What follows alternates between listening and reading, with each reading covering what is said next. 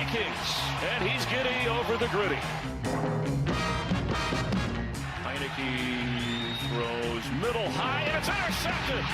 Harrison Smith. And when that ball sails on you, bad things happen. There's Harrison Smith, the 11-year veteran, making the play. I love the bowling move. Vikings Game Day Live is presented by Luther Auto and Mystic Lake. Right side three. 1, 2, 3, 5. 20, 15, 10, touchdown! You're watching Vikings Game Day Live. And good morning, everyone. We take a look at Buffalo Stadium right now. We're welcome to Vikings Game Day Live here at TCO Performance Center and from here in Buffalo, New York, of course. What a battle we have there. The highly anticipated matchup between two first-place teams. Mark Rosen along with Ron Johnson. We have a bevy of reporters out of the scene as well and in here in studio. We have so much to cover the next hour, but let's not delay the inevitable, Ron. Let's go right to Don Mitchell, who's standing by in Buffalo. Everyone's wondering, will he, won't he? It's been the big talk with Don, as you know, all week long. Will Josh Allen be the starting quarterback? All indications were yesterday that he was going to be. Has anything changed? What you're hearing from Buffalo?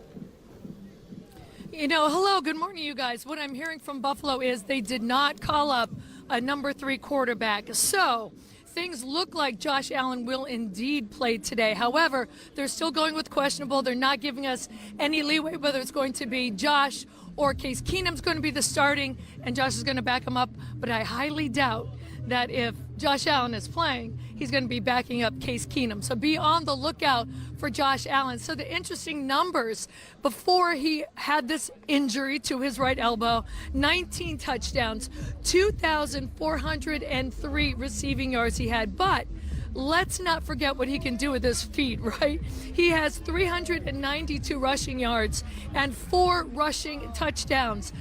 The Bills have 6 rushing touchdowns, so that'll be something to keep an eye on. But it's by far not the only storyline, right? Case Keenum, of course, everyone loves him. He is back here also with Stephon Diggs. Adam Thielen says he will not be trash-talking Diggs. This is going to be a nice reunion. It's the first time Diggsy will be facing his former team. But all eyes will also be on the matchup between Diggs and JJ, right? Justin Jefferson, unbelievable. He is second in receiving yards in the NFL with 867. Diggs is third with 857. However, Diggs has the edge when it comes to receiving touchdowns. He is tied for the league lead with 7. And another storyline to keep an eye on, too. Dalvin Cook on one side, his brother James on the other side, and also newly signed up from the practice squad for today's game, old friend Xavier Woods. So many storylines going on today, a lot to keep an eye on. But the main one is, will the 7-1 Vikings emerge as the 8-1 Vikings? Well, we'll keep an eye on that. We'll have much more on the defense coming up later. But for now, we'll send it back to you with my newly improved voice. Yeah, thanks, Dawn. I know a lot going on. Thank the you. inactives are officially announced at 10:30, but by all intents and purposes, Josh Allen, Ron Johnson will be playing today. I've been looking at the betting lines. They've been fluctuating all week. I mean, Buffalo was a big favorite early in the week. They went down to 3 points, thinking that Case Keenum was going to start. Now it's back up to 6. So the indications are certainly that Josh Allen will be the guy. And I don't know how you feel. I want to see Josh Allen play. I want to see how this Vikings team matches up against him today. Well, if all the people out there want to win money, I told you guys at the beginning of the week, with Pat McAfee, you look at the betting there, on my show myself, I said it. I said at the beginning of the week on Monday, put your money on the Vikings to cover, because I don't care what happens, who's the quarterback. The line was going to go down to 3.5, and I said it on Monday, so I have proof, and it's down to 3.5. So if they put their money up when it was at 9, you would have walked away with money, easy money today. But when you think about Josh Allen, Stephon Diggs, and this Bills team, they are a scary team. I mean, their numbers are similar, Kirk Cousins and Josh Allen. But at the end of the day, Josh Allen's passer rating is better. Josh Allen is a scarier target. And that right there, his ability to run and then last minute do stuff like that with a guy hanging on his legs. I mean, he's just a scary quarterback. Going back to 2018, his rookie season coming out of Wyoming, I had not really heard of him. Came into town. The Bills were double-digit underdogs to the Vikings that day, and they ran roughshod over Minnesota. And Josh Allen literally ran over Anthony Barr, leaping him and going, who is this kid?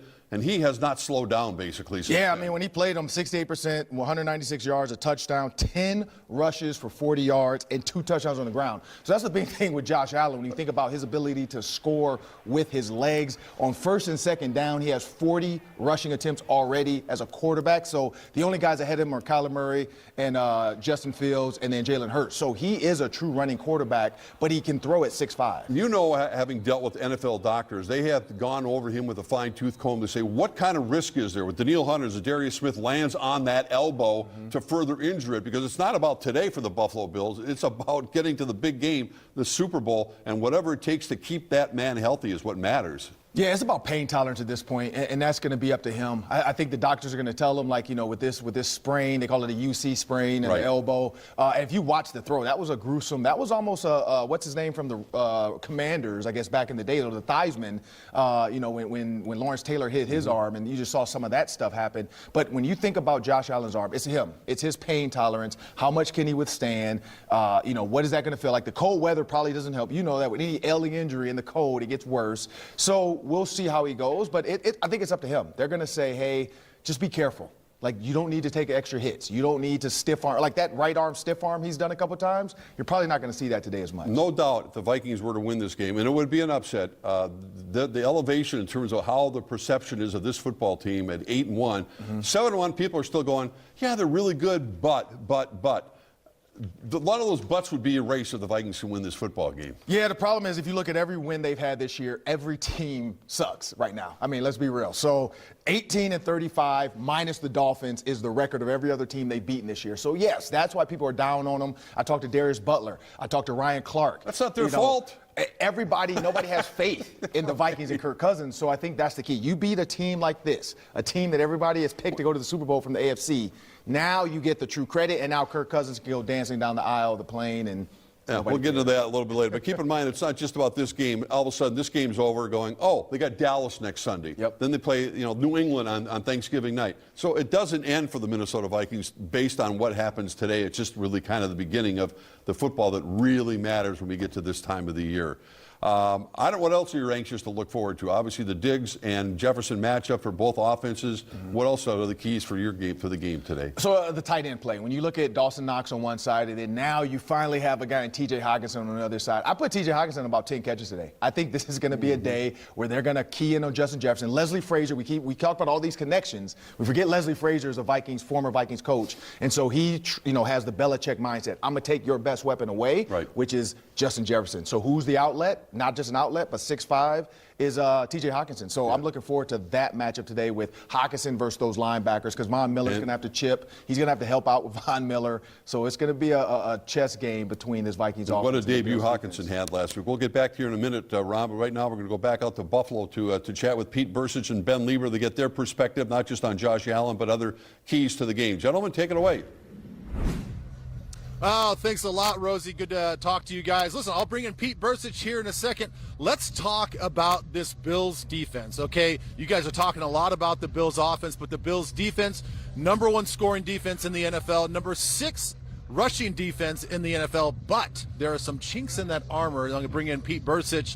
Look, they had 6 games prior to the bye week, 76 yards per game rushing. The last 2 games, they've given up 191 yards on the ground. How do we take advantage of this now porous Bills run defense? Well, I think with Rousseau being out, one of their better run-stopping defensive ends, they're committed to the nickel, meaning they only have 2 linebackers and 4 D linemen. So even if we put a C.J. Ham on the field, you got a T.J. Hawkinson, you play with a little bit bigger personnel. If they want to stay nickel, then I think that could wear them down. That's the whole key, is just if the game's close enough, we can have the patience to run the football. And I think formationally, with the front that they play, that we can get to some soft edges by putting receivers on the same side of the field. So it's going to be very interesting, and they have problems with. They have 4 guys on this defense that miss more than 25% of their tackles. So there's some opportunity. The Jets ran basically the same 2 running plays, 9 plays in a row, and were able to march the ball down the field at the end of the game. So they're not as bad as you think, but they're also not as good as you think. Yeah, exactly. And, what we were talking about earlier is this defense for the Bills. They're very fast. They're very aggressive. They can go sideline to sideline, but they often overrun things. And as Pete is talking about, they will overrun the ball carrier and miss some tackles. Now let's kind of focus in on their pass defense. You know, they have injuries all across the board at every level of this defense, but I think the most important injury they have is Jordan Poyer is going to be out of this game with an elbow injury, the second game that he's missed. How do you think that we could take advantage of their safety situation and their passing game? Well, I think with the safety situation, the ability to tackle is huge. I mean, the substitutes they had, they're just not as good of a tackling bunch. And then the play action. And we talked about this earlier, and this could be another huge TJ Hawkinson game, especially on the backside of formations. I think his matchup with any of the linebackers, because they can run, but they're not very big. And with these safeties, man, and talk about a passing game, and it's going to have to be a short passing game.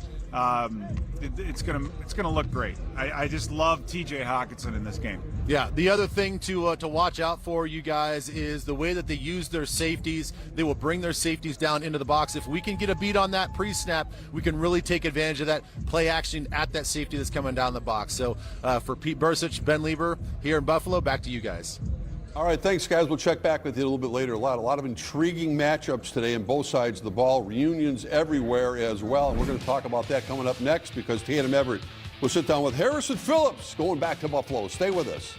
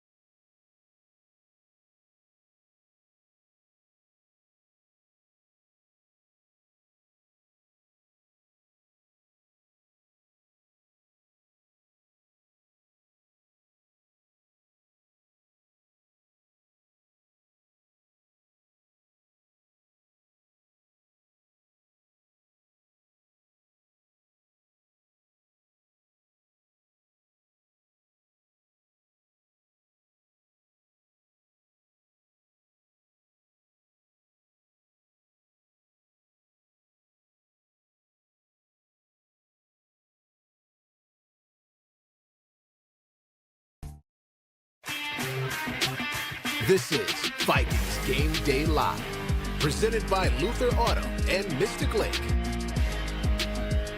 And welcome back to Vikings Game Day Live. Countdown to kickoff noon right here on Fox 9. The Vikings and the Buffalo Bills. What a matchup that is. And of course, after that, we have the Green Bay-Dallas game as well, which has a lot of intrigue. Mark Rosen along with Ron Johnson back at TCO Performance Center. We talked a little bit about T.J. Hawkinson and the famous words of Allen Iverson. We're talking about practice. He didn't have much of it last week, yet went out and blew up nine throws to him, 9 receptions. And I mean, you could just see it immediately how he has been able to stretch the field, and looks like he's going to be a #1 target again. Yeah, and I said this in the post-game show with Corey Cove. I said this on the pre-game show before. It's easy to get a tight end involved in an offense when you can tag him. So the Y is designated as a tight end in everybody's offense. So you can call every single play and then say Y something. So Y dig, Y go, Y cross. So I'm pretty sure that's how Kevin O'Connell got him up to speed. And I don't think there's going to change this week just to make sure it's simple and easy. But that's your guy. Like at 6'5", he's an outlet. He runs all the routes a lot smoother and a lot more comfortable, it looks like, than the tight ends we've had on this roster. So I think he's just another Rudolph fill-in. It looks like a safety valve, like a security blanket for Kirk Cousins already, if we're going to have those first impressions. Yeah, we haven't touched the ceiling of what he can do. You put him one-on-one backside. If they give you the wrong matchup, like a small cornerback or a slow linebacker, I think they're going to take advantage of that, whoever's covering him today with a certain route, whether it's a fade in the red zone. Because Kevin O'Connell said it. He's like, I have not been able to sit down and actually come up with plays that don't make sense, meaning he's been going over and over and over, like, how can I get this guy the ball? And it's a new toy. So Christmas morning or your birthday. Happy birthday, by the way. Thank you. So, you get your birthday gift, you put the old iPhone down and you start using the new iPhone. I love it. And that's what T.J. Hawkinson says to Kevin O'Connell. He's the new iPhone. I like it. Hey, let's see how our LSU girls dress for the occasion today. Tatum Everett's out there in Buffalo getting ready for this game as well. And you had a chance to sit down and chat with Harrison Phillips this week, and I'm sure he's very excited about this game. Greetings from Buffalo. It's a bit chilly out here, and I have yet to see Josh Allen, which I know everyone is waiting to see. Josh is actually a pretty good friend of the guy I talked to this week, Harrison Phillips, who spent 4 seasons here before coming over to the Minnesota Vikings on the offseason. Now, he's been great for this run defense, establishing the dominance up front along with Dalvin Tomlinson, who will be out in this game. So Harrison Phillips is going to be the anchor of that area. And this is the stadium, everything about Buffalo, he said, is going to bring back a lot of memories. What's up? Nice to see you. Nice to see you too. Taylor back to pass. He'll dump it over the middle to Gibson. Chandon Sullivan tries to keep him inbounds, and he does! Break down Chandon, and that's the ball game! Wow. Your Minnesota Vikings have won 6 in a row! 6 straight one-score victories. As a defensive player, when you're in those moments at the end of the game, what is that like?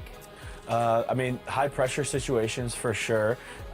Now we're kind of getting more comfortable to have been in those positions before. So there's a lot of confidence that someone's going to show up and make the big-time play when we need it the most. Intercepted by the hitman! Let's go, boy! As we're building this season on to week 10 already, we're trying to solidify what that identity and what our standard of our defense is. How would you describe the identity right now? I think it's, a group of guys who love one another, and you see through our play together how much infectiousness there is or passion there is behind our play. And so I think you have a squad that loves one another, that trusts one another to show up. It's the grittiest group I've ever been with, man. Chris, what's going to win this game, all right now? To be in their gap or to do their assignment when it needs to be. So full team defense, I think, is something that we want to hang our hats on. I love that you use the word infectious. I think that's what a lot of the fan base is feeling, kind of being galvanized by you guys, having a great time out there. Has there been a moment in your career, and what would it be, that you felt this way about a certain team that you're on? It's a great question. I think I had a similar feeling when we won the AFC East for the first time in 26 years when I was with the Bills. That's interesting you bring up the Bills. Obviously, that's where we're headed on Sunday. What do you think your feelings are like heading into that game? Yeah, I know it's going to be an emotional game for me. I think that the closer we get to kickoff, the more. Right now, I don't really feel it as much, but as we fly back to Buffalo, which where I lived for the last 4 years, and stay at the hotel right by my friend's apartment, and do all the things that I'm we'll do there Saturday night and Sunday. I'm sure I'll get more amped up, and sitting on the away sideline is going to be a very funky feeling. But when the schedule first came out, this was obviously one of the games on the schedule that I really looked at and highlighted, like, oh, this is going to be a fun one. Now they go to Buffalo. Josh Allen's got a dinged arm. I think over these next 2 weeks, we're going to find out exactly who Minnesota is. Josh Allen injured on Sunday and questionable for Sunday's game. If Case Keenum gets the nod on Sunday, how do your preparations change? If we see Case Keenum, I think we maybe would anticipate a little bit more of the run game and a little bit more relying on their front, that they do some really well things. But Case Keenum's been a fantastic football, won games in this league, and so I don't think they're going to try to switch it up too much. Well, that plan would fall right into what you do so well. You were brought here to shore up the run defense, and now you guys are allowing the 9th fewest yards per game on the ground. What is working so well for your guys up front? I think we're starting to understand the new defense a little bit better. So having us up front playing schemes a little different than what we've been used to in years past, and seeing different offenses for the first time, getting those looks, and I think we always get better as the game goes on too. And then it helps when our edge department is doing their thing too. This is also a very opportunistic defense, not a game that has not had a turnover. It's pretty remarkable you're on that type of a streak as well. When it comes down to how turnover is going to affect the game, why is this team so good at creating them at crucial times? The ball came out at the end of the play, and the Vikings recover it with Harrison Phillips. I think the turnover differential is the #1 indicator for wins and losses in the league. And you look at all playoff teams or successful teams, they all are winning the turnover margin in games. So that's been something that's preached to us since day one too. Is that camaraderie, connection, partnership, and taking the football away. And somehow, some way, I think you were starting to see the fruits of our labors of planting those seeds all through the off season, the OTAs, training camp, when we talked about punching out footballs and high point interceptions and all those things that happen. We're starting to see the harvest a little bit. I love them personally because the defensive celebrations have been epic this year. I mean, you just completed the bowling one, which has caught Twitter, of course, on fire. I mean, it's been named by a few people by the best one so far this season. Awesome. The expectation is high. What is next? I can't share that with you. But you're saying there's something in the works. Okay. There's talks.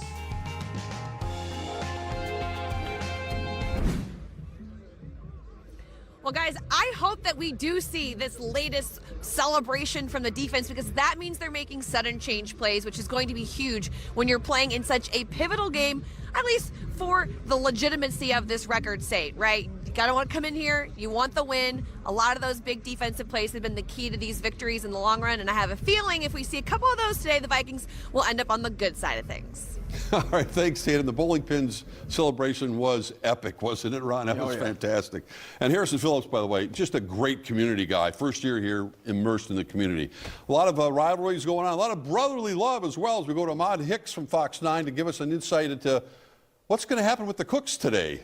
A big storyline with them. Now, we've talked a lot about this game today and the matchup and who's going to have the bragging rights. But as you said, a special story brewing within those white lines between brothers Dalvin Cook and James Cook. Some are even dubbing it the Cook Bowl. Now, for Dalvin, he never got a chance to go up against his younger brother James due to their 4-year age gap. And I'm sure that was in James's best interest. Dalvin would star at Florida State, while James blazed a different trail, winding up at the University of Georgia, all just to meet on a different and much bigger stage. The two always dreamed of playing in the National Football League together, and now they will finally get that opportunity.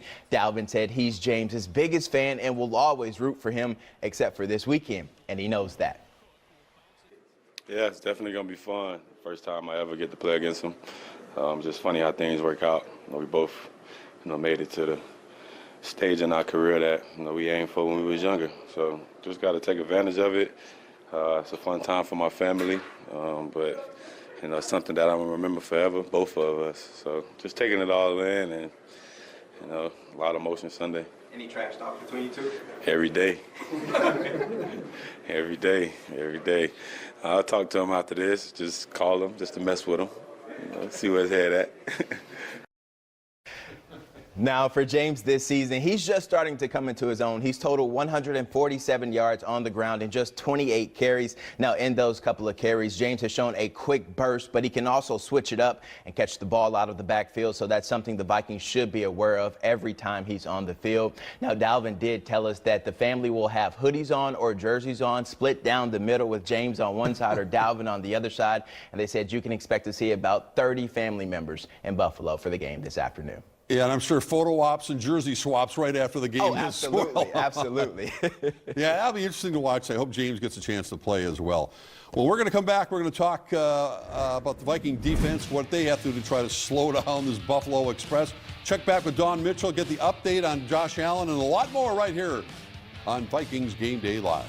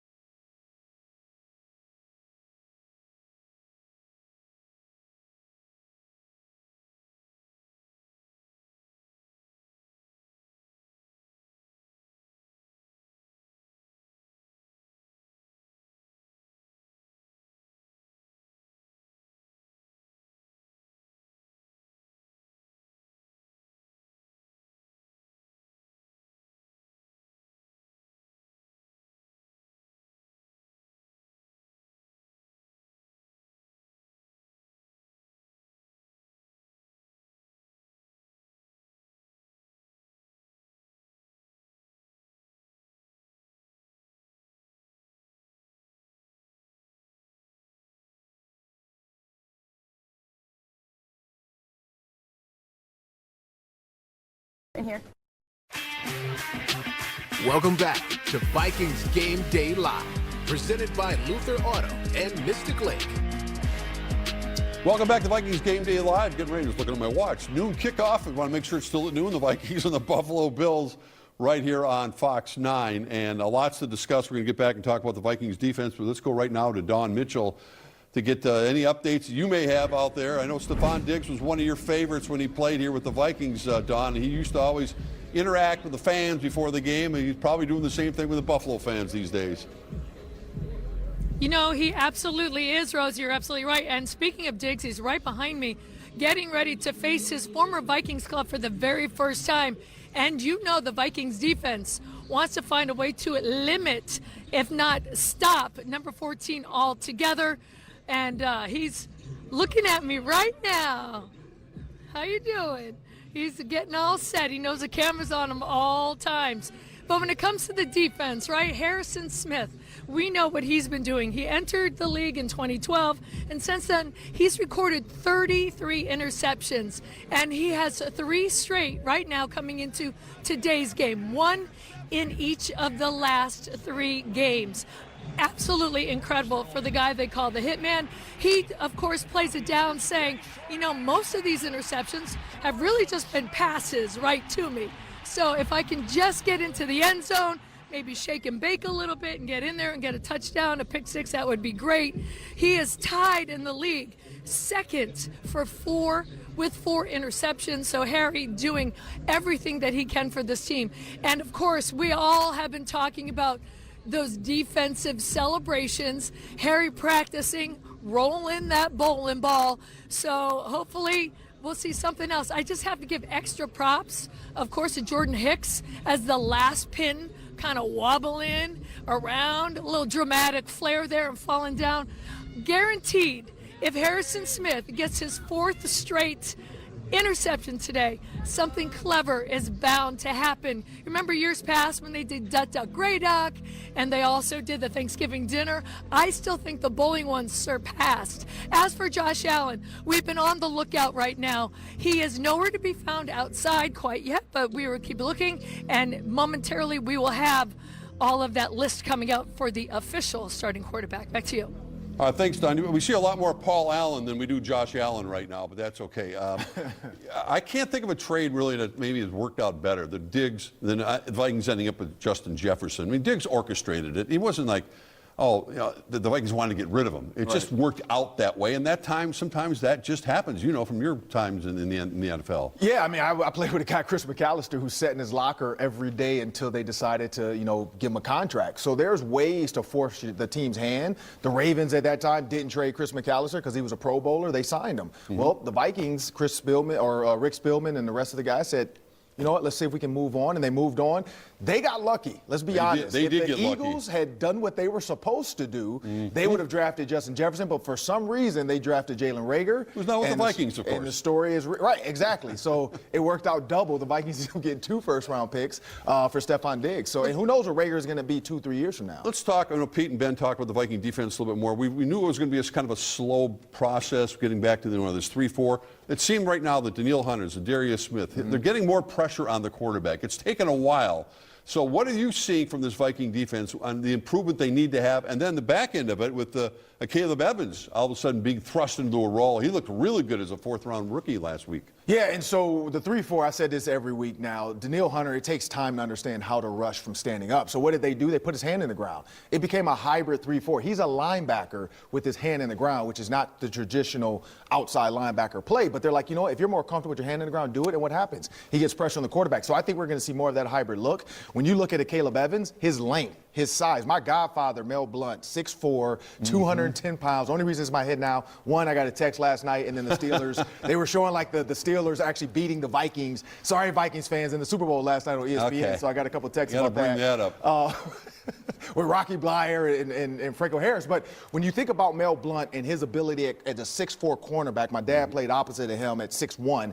That was unheard of to be that size. Well, Caleb Evans is close. He's about 6'2", 6'3", just like Cameron Dancer. So when you have long, athletic corners, they can eliminate a lot of plays when they're behind. So if he's behind Stephon Diggs, his length and his size is going to give him the ability to knock the ball down. And I think that's going to be the key. And by the way, Kyle Rudolph said it was duck, duck, goose. Sorry, Minnesota fans, it's duck, duck, goose. It's not gray duck. I don't understand that. It's gray duck. Okay, we saw him loitering behind Don Mitchell's live shop. Now he's actually in front of the camera. The Vox of the Minnesota Vikings, of course, the one and only Paul Allen with his Words Eye View. PA, take it away from Buffalo. Rosie. Yes. Ron, Rosie, HOF. Here at Highmark, it's cold, it's breezy. You know, God rest the soul of Denny Green, who once called these winds a Calcutta Clipper. Blows in, blows out, lakefront influence. Well, the Word's Eye View is here to focus indeed on the wind, otherwise known as the winds of change. You got a game today, ballyhooed, with Stephon Diggs taking on the likes of Justin Jefferson. But what about KJ Osborne? KJ went through the entire game against the Commanders, sans a catch, and he might even have been missed on a long touchdown. That ain't going to be the case today. The winds of change are blowing through Highmark Stadium. Call it a Calcutta Clipper or call it a cold-blooded cane. Watch KJ today. He's here to steal the show in very non-obvious fashion. That's the Word's Eye View. Rosie, HOF, back to you. All right. Thanks, PA. I'm marking that down in bold letters. KJ Osborne. We'll remember this after the game. We'll be back in a minute with the film room and what the Vikings have to do to try to slow down. I don't want to say stop Stephon Diggs, but slow him down. Pete Bercich will take us inside the film room right after this.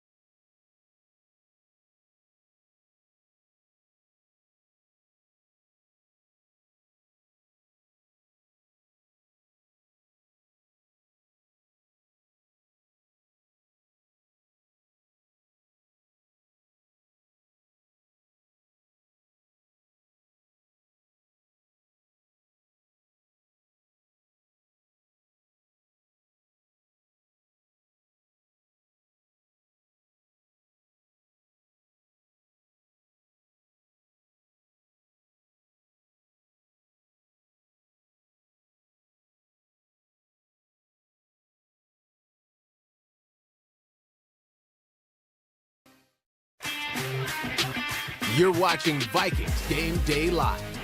presented by Luther Auto and Mystic Lake.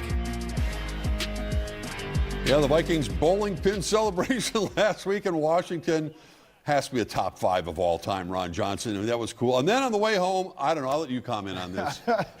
I mean, this is the reason why I think the big difference. You would have never saw Kirk Cousins do this last year. So that just shows he's coming out of his shell. He's relaxed. I mean, we'll go into that a little bit later. But there's actually a stat that talks about last year's red zone Kirk Cousins was better than this year's red zone. But it's the shirt off with the chains. It's a whole different attitude, mindset. I mean, people know that. When you walk into a place and you have confidence, the team can feel it, and you can see the team. I've never seen an entire defense rally around Kirk Cousins ever, and now you have it. I want to think what would be done for an encore if they beat Buffalo today. I tweeted it out. So 3 Ron Johnson on Twitter. I've already tweeted out what Kirk Cousins should do. Just go check it out. It's a young man in high school doing this dance down the aisles. If Kirk wants to really set the world on fire, he needs to practice that dance. He should have been practicing last night. So. Let's check the inactives. I think we already know by now Josh Allen is starting at quarterback today for Buffalo, but for the Minnesota Vikings, nothing really stands out there at all, which is the good news. So does that mean Christian Darrisaw is playing today? I'm not Christian Darrisaw. I mean, who am I thinking of? The lineman, defensive lineman for the Vikings. Tomlinson. I don't think so. Tomlinson. Dalvin Tomlinson's not on. There he is. There he is. Okay. Yeah, about to say. All right. I didn't think he had practiced all week. Tomlinson is not going to be there. Anyway, that's still good news for the Vikings overall. Yeah, nothing. We talked about this every week. Nothing major. No. Harrison Phillips, he's back in Buffalo. So we keep forgetting. We talk about Stephon Diggs. Harrison Phillips is he's played there, so that's a guy that's big deal. He's going to be juiced up, ready to go. Exactly. Hey, let's go back out to Buffalo. Gabe Henderson and Don Mitchell with the winning formula for today. Take it away. Yeah, hi, gentlemen. As we said earlier, you know what? If they didn't call up a number 3 quarterback, Josh Allen was not going to be on the sheet and behind anybody. So, yes, it's going to be a good game to see him out there. It's going to be fun. Yeah, I'm excited about it. Right now, of course, we haven't seen Josh Allen warm up, and I think that's a smart approach for this Buffalo Bills team. Josh Allen knows all the plays. He knows all the calls. Don't let him throw his elbow out before the game. Let's see how he plays in the game. So I think it'll be a high-scoring affair for both of these teams. Now, we just saw Kirk Cousins giving a hug to Stephon Diggs, so a lot of love here in warm-ups. But when it comes to Kirk, he also knows that maybe the key to this game is to let the run game air out a little bit. Absolutely. This Buffalo Bills team has given up over 380 yards on the ground the last 2 weeks of the year.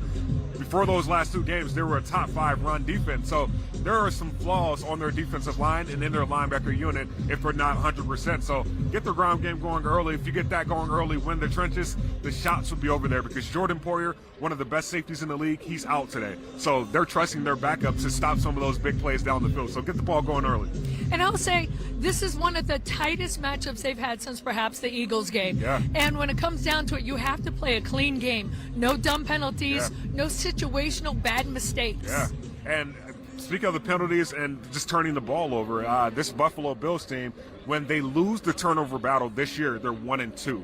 So you look at that and say, don't turn the ball over. Do what you got to do. Play clean football. And at the same time, understand that this defense, who has 7 turnovers, who's forced 7 turnovers in the last 3 games, let them do their work. This is a team that Josh Allen, speaking of, he will give you plays. He will give you interceptions. So just be sound. Know where you need to be on the defensive side of the ball and play a clean game. Yeah, and also when it comes to defense, Josh Allen not only can throw, right, and he's got Diggs, he can run. Yeah. So he's a threat. You got to be prepared for anything. And speaking of that point, as you said, this is the toughest game since we played against the Eagles. The Eagles had a running quarterback also in Jalen Hurts. So we have struggled when it came to running quarterback. So get in your spots, know your gaps, don't rush too far outfield, understand where you need to be. He'll run right to you. He's a big guy. He's not afraid of contact. So just be there where you need to, gang tackle, and understand every single play matters today. This is the Buffalo Bills team that have so many explosives. You could stop them, put them in 3rd and 15, and then they'll take a 70-yard shot down the field. So just know your spots and play disciplined football today.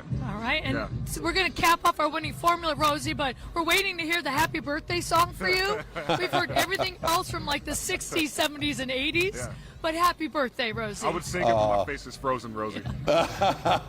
Thanks. He'll get used to it. Sweet sweater, by the way. Ron and I were both talking about the Gabe's got on there today. We love that purple. Looking good. Yeah. Sweet. Hey, ask him where he got that sweater from, Don, when we get a chance. Yeah, we'll get back to him on that one. Exactly. Yeah, winning formula from those guys. It looks good. But speaking of Stephon Diggs, we know how important he is and how important he was to the Minnesota Vikings franchise. Pete Bercich breaks down what the Vikings will try to do to slow down Stephon Diggs today in Buffalo.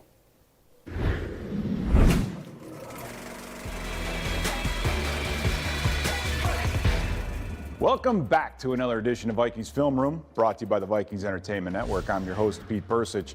Minnesota Vikings found a way to get to 7-1 on the road last week, but faced their toughest competition yet, the Buffalo Bills. Now, these Bills stubbed their toe in New York against the Jets.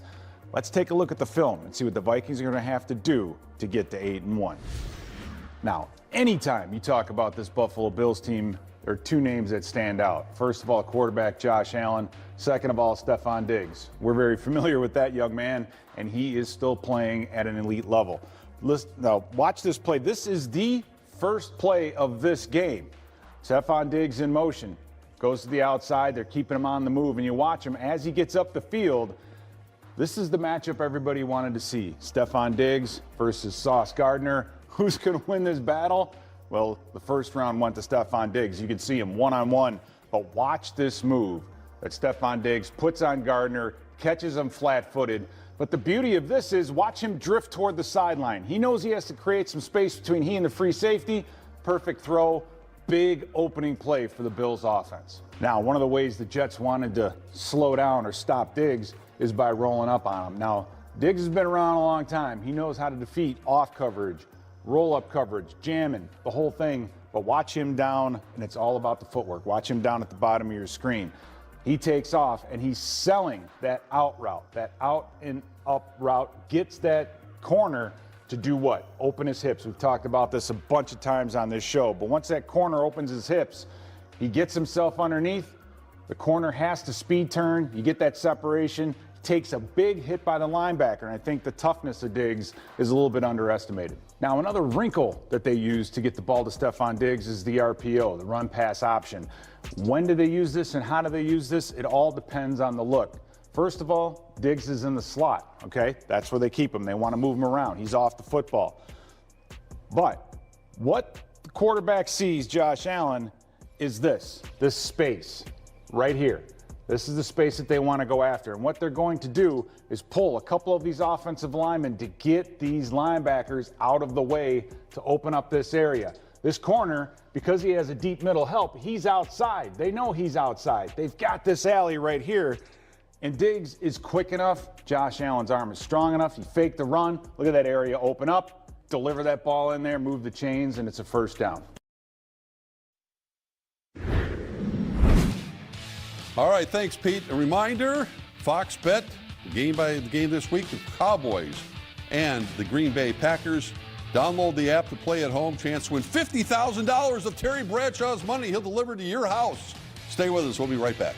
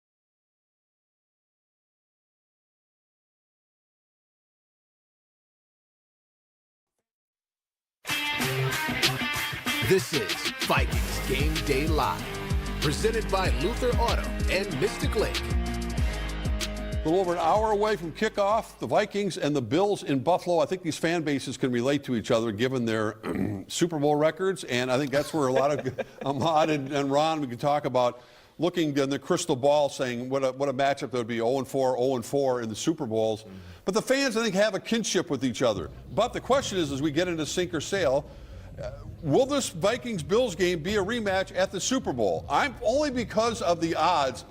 I'm going sink. I just don't see it. Philadelphia is probably the best team in the NFC right now, but even at that, I just feel like if the Vikings beat the Bills, maybe the Bills don't make it. And if the Bills beat the Vikings, I just think the winner of this game probably does go, the loser doesn't. Really? Yeah. I'm with Ron on that one. I think whoever wins this game will show up on either side of the division, but both of them going to the Super Bowl, I wouldn't put my money on it. No. Don, what are your thoughts? You got the same thing. Yeah, logically, I want to say this, but just for fun's sake, I would love to sail it, but I'm with you guys on the sink there.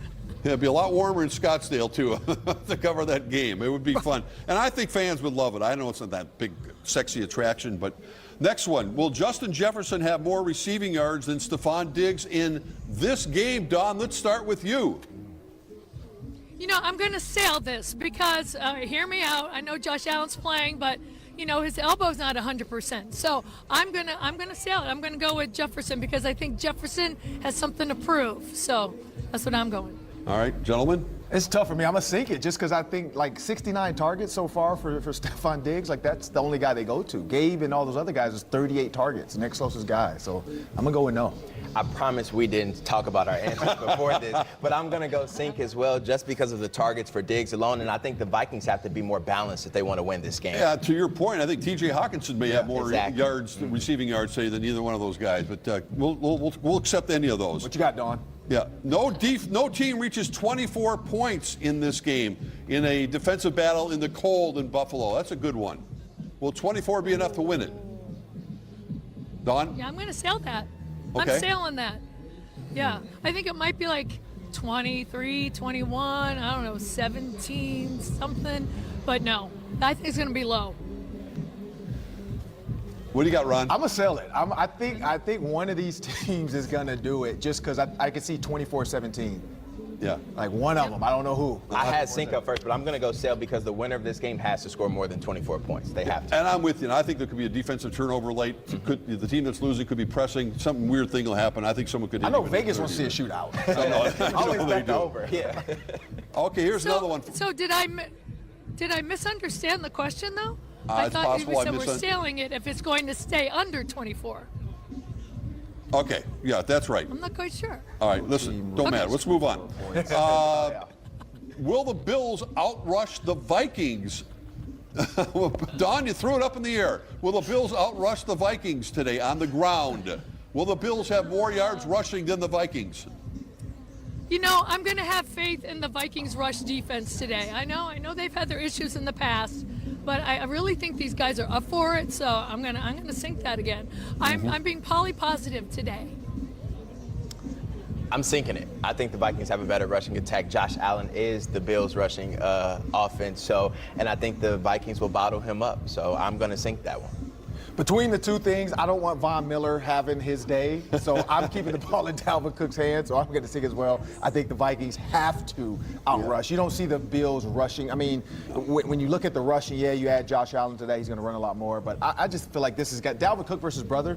This is one of those days where you're just like, I'm going to beat my brother's butt today. Yeah, I think it's a second half game for Dalvin Cook, so I'm going to sink it as well. And finally, is this a joke? The Packers beat the Cowboys? What? I mean, come on.